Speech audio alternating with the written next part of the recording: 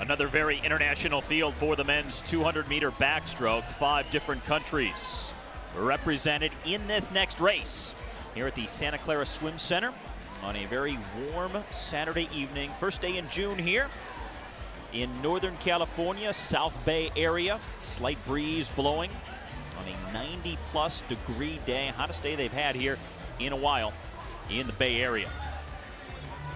Well, I believe that would be another appearance by Ryan Lochte, who's looking for his second win of the evening and his third win here of the week. A little bit different of expression than we saw him right after that 400 IM. I know he's glad to be done with that one for the day. Yeah, Lochte will be in lane number 3, bronze medalist from the Olympic Games in this event. Well, we'll take you through the full field, beginning in lane number 1. Matthew Myers, a 19-year-old, gets us started. While in lane number 2, it's Daniil Bukin of Uzbekistan, another 19-year-old who actually swims here in California for the Redland swim team.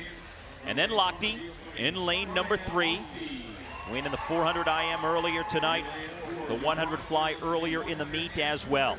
The Russian, Arkady Vichinin, is the 29-year-old in lane number 4. Drew Tieditz, the top qualifier in lane 5. He is also the reigning NCAA champion in the 200-meter backstroke. And he's going head-to-head with the gold medalist from London in this event in lane 6, Tyler Clary. Jacob Pebley out of California Aquatics in Berkeley, the 19-year-old, third at the NCAAs in this race. Lane 7, Leonardo Dias of Brazil, 13th in the 200 back at the Olympics last year, lane 8. And lane number 9, Corey Main, the 18-year-old, the Kiwi from New Zealand. Well, Ryan Lochte certainly proved a lot in that 400 IM. Now let's see if Tyler Clary to the left, the Olympic gold medalist, one of the biggest upsets at those Olympic Games when he took down not only Ryan Lochte, but the great Ryosuke Irie from Japan, one of the co-favorites. He's now the 4th fastest performer in history in the 200 backstroke with that win.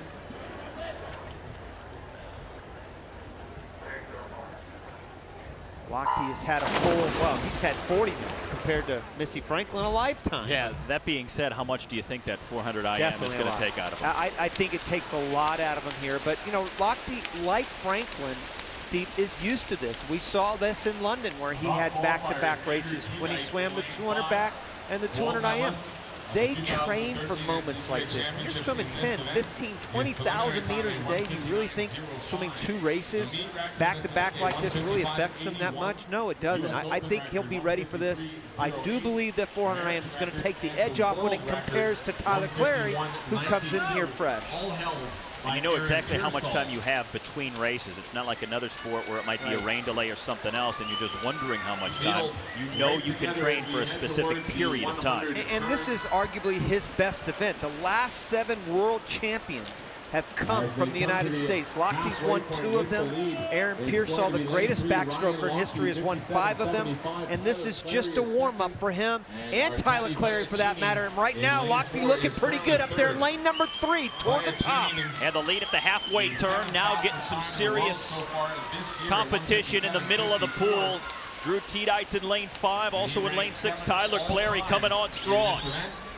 This underwater turn, this last turn for Lochte, right there to the left of your screen. Watch him and see what he's capable of doing. You saw Clary get a good peek of Lochte as he made that last turn. He looked over at Lochte and saw him. Lochte had a good turn. Clary had a good turn.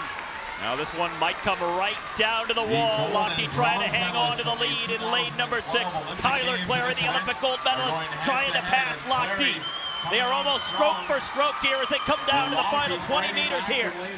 Lochte near the top of the screen. Tyler Clary near the bottom. Lochte lane 3, Clary lane 6. And at the wall it is going to be Ryan Lochte who hangs on for the wire-to-wire win, his second win of the evening. Tyler! Not that he went anywhere, but he's back. 2 wins tonight, 3 for the meet. You know, that's just the mental confidence and experience that he has to be able to do that. Look at that. He's just He's spent. I know he's glad to get those two out of the way. That is torture. That is just torture right there. Now trying to climb out of the pool is going to be his toughest challenge of the night. Oh, boy. Here's the 150 turn that was so important. There he is toward the top. Clary's got a good peek of him. You see him right there in lane number 4. Viachainen was right there in lane number 5, the top qualifier.